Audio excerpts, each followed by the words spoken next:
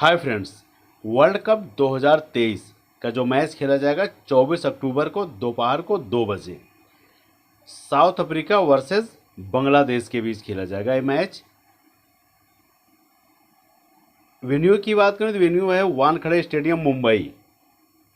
इस स्टेडियम में मैच खेला जाएगा। वर्ल्ड कप का एक मैच खेला गया है इस स्टेडियम पे, और ये साउथ अफ्रीका का और इंग्लैंड का मैच हुआ था, जिसमें साउथ अफ्रीका जीत गया था, इंग्लैंड हार गया था।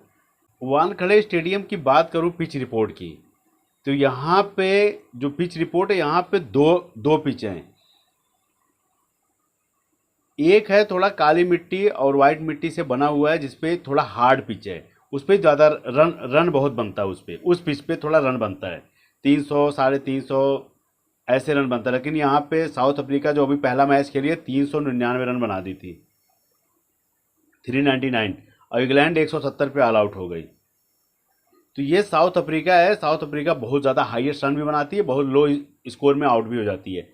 तो यहाँ पे दो पिच है, एक रेड सॉइल से बनी है, लाल मिट्टी से जो पिच बनेगी उस पे फास्टर स्पिनर नहीं, फास्टर जो ब्लैक वाइट से बनी होगी उस पे स्पिनर ले जाते हैं विकेटें। अगर रेड वाली पिच पे मैच होगा, और अनुमानन यही लग रहा है कि रेड वाली पिच पे होगा, तो उस पे फास्टर बहुत ज़्यादा विकेटें ले जाते हैं, तो आपको 250 बनाना मुश्किल हो जाएगा, 250 का आंकड़ा भी बनाना। अगर उस पर नहीं होगा तो आपके समझ लेना कि 300 प्लस स्कोर जाएगा। फिर अगर साउथ अफ्रीका खेलेगी ज़्यादा बना सकती है। अगर बांग्लादेश खेलेगी तो 260 270 बनाएगी, अगर बहुत ज़्यादा अच्छा खेलेगी बांग्लादेश तो। पिच की कंडीशन यही है। अगर रेड पे होगी, अगर बॉलिंग करेंगे चाहे जो भी करेगा, पहले टॉस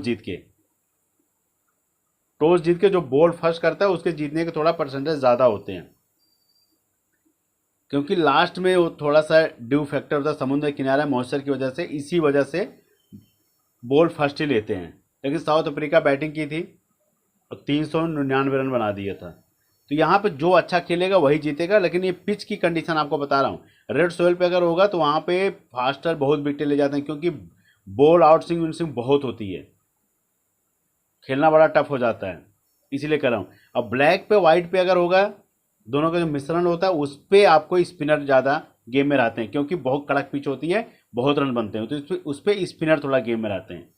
तो सबसे पहले बात कर लेता हूँ साउथ अफ्रीका और बांग्लादेश के बेस्ट प्लेयर के, और कौन कितना मैच खेला है, कितना कितना जीत के आ रही है दोनों टीमें। बांग्लादेश अभी पहला मैच जब खेली थी अफगानिस्तान के साथ बांग्लादेश, तो अफगानिस्तान को हरा के वही एक मैच जीता बांग्लादेश। बांग्लादेश अफगानिस्तान का जो मैच हुआ था बड़ा लो स्कोरिंग मैच हुआ था, क्योंकि अफगानिस्तान 156 रन बनाया था, बांग्लादेश आराम से 6 विकेट से जीत गया था। फिर वही एक मैच जीता बांग्लादेश। उसके अलावा फिर बांग्लादेश हारना शुरू कर दिया है। बांग्लादेश इंग्लैंड का मैच हुआ, बांग्लादेश हार गया बुरी तरह। बांग्लादेश न्यूजीलैंड का मैच हुआ, बांग्लादेश हार गया। बांग्लादेश इंडिया का मैच हुआ तो बांग्लादेश हार गया। 3 मैच बांग्लादेश हारा है और एक मैच जीता है बांग्लादेश। क्यों हारा है? क्योंकि इनके बैट्समैन और बॉलर उतने खास फॉर्म में नहीं है। सबसे पहले बात कर लेता हूँ लिटिन दास की। लिटिन दास की 2 पारी अच्छी आई। एक पहली पारी तो 13 रन की थी, दूसरी पारी 76 रन की, तीसरी पारी 66 रन की। लिटिन दास हो सकता है फिर अगला मैच में भी मार दें, क्योंकि साउथ अफ्रीका के पास पेसर हैं। अब पेसर को थोड़ा सा अच्छे से खेल लेते हैं, तेज बॉल, जिसकी तेज बॉल आती है उसको थोड़ा अच्छे से खेल लेते हैं लिटिन दास। वही बात करूं सेंटो, इनके मेन बैट्समैन जिनके ऊपर बहुत विश्वास था बांग्लादेश का, वो कुछ नहीं कर पाई इस बार। पहला मैच खेले थे तो 59 रन बनाए थे सेंटो। उसके अलावा सेंटो फिर 0 7 8 यही पोजीशन चला सेंटो का, मतलब फ्लॉप चले गए। अब कब इनका बल्ला चलेगा ये अब इन्हीं को पता है, लेकिन जिस हिसाब से पारी खेल रहे हैं उसमें से फ्लॉप ही बताया जाएगा। फिर उसके बाद साकिब अल हसन 3 मैच खेले हैं, एक में 14, एक में 1, एक में 40। चौथा मैच नहीं खेले थे, कुछ इनको प्रॉब्लम है। और उसके बाद तंजीद हसन जो इनके भी युवा हैं, एक मैच में इन्होंने 51 रन बनाया था। उसके अलावा इनसे भी कुछ उतना रन आया नहीं। एक मैच के भी हीरो हैं, युवा प्लेयर हैं। महमूदुल्लाह खेले 2 मैच में, ये देखो बढ़िया खेल रहे हैं, 41 रन 46 रन। 2 मैच में मौका मिला है इनको, महमूदुल्लाह को, दोनों में अच्छी पारी खेल रहे हैं और स्पिन भी कराते हैं। विकेटें नहीं मिलने अलग चीज़ है, लेकिन स्पिन भी करते हैं और दोनों में आके अच्छा खासा रन बना के गए, 46-41 रन। उसके बाद इनके ये हो गए मुस्तफिज रहीम, 1-2 पारी के ये भी हीरो हैं। एक में 51 रन बनाए थे, दूसरे में 66 रन, उसके अलावा 2 रन 30 रन। एक ये हो गए जिसपे हम विश्वास कर सकते हैं, एक लिटिन दास हो गए, एक महमूदुल्लाह हो गए, जो अभी साकिब अल हसन का बल्ले से कुछ नहीं आ रहा है, इनका केवल बॉलिंग से ही रन आ रहा है। ये और ये 3 प्लेयर हैं, उसके अलावा कोई कुछ नहीं कर रहा है। यही 3 प्लेयर के अलावा कोई नहीं कुछ, एक मैच में इन्होंने मारा था बस। न मेहदी हसन मिराज कुछ कर रहे हैं। पहले मैच में इन्होंने वही 57 रन बनाया, उसके बाद 8 रन 30 रन और 3 रन, ऐसे ही है। तो इससे आप जीत नहीं सकते हो। इन पे थोड़ा ट्रस्ट कर सकते हैं कि हमेशा ये बना रहे हैं कुछ न कुछ। अब इनके जो विकेटें ले गए हैं सबसे ज़्यादा जो हैं, शोरफुल इस्लाम जो है 2 wicket 3 wicket, Shakib Al Hasan 3 wicket 1 wicket 1 wicket, Mehidy Hasan Miraz की बात करूं 3 विकेट 2 विकेट 1 विकेट, खाता नहीं खुला था। तो ये है। उसके बाद ये हसन महमूद को रहा गया एक मैच में तो 1 विकेट ले गए।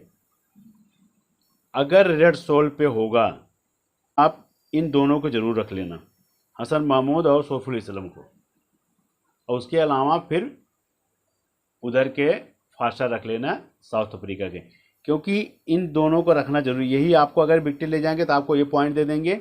और उसके बाद इधर बहुत ज़्यादा अगर ट्रस्ट करना होगा तो आप इन पे चले जाना, रहीम पे, और किसी को नहीं रखना, क्योंकि साउथ अफ्रीका बहुत स्ट्रॉन्ग टीम है, बांग्लादेश को आसानी से हरा देगी। हाँ, बहुत ही अच्छा खेलेगी और बहुत बुरा खेलेगी, जैसे उस दिन अफगानिस्तान ने साउथ अफ्रीका को हरा दिया, वैसे अगर हो जाए कि बांग्लादेश, क्योंकि बांग्लादेश के पास स्पिनर अच्छे हैं, अगर स्पिन हुई तो ज़्यादा दिक्कत में आ जाएगी साउथ अफ्रीका। और ऐसी कंडीशन है नहीं इस पिच पे, वानखड़े स्टेडियम ऐसी कंडीशन नहीं है। इसीलिए कह रहा हूँ कि साउथ अफ्रीका स्ट्रॉन्ग है। अगर ये दो अगर रेड सोइल पे होगा तो मैं टेलीग्राम बता दूंगा, ये 2 और फिर ये 3 प्लेयर इनके बहुत बेहतरीन हो जाएंगे। और एक ज़्यादा आपको साकिब रखना है और या मेहदी हसन पे, 4 प्लेयर चले जाना, नहीं तो 3 प्लेयर ही मेरे हिसाब से बेस्ट रहेंगे ये। अब बात करूँ साउथ अफ्रीका के बेस्ट प्लेयर के बारे में। साउथ अफ्रीका का डिकॉक 2 मैच में इन्होंने सेंचुरी मारा है, एक में 100, एक में 109, फिर उसके बाद 20 रन, उसके बाद 4 रन।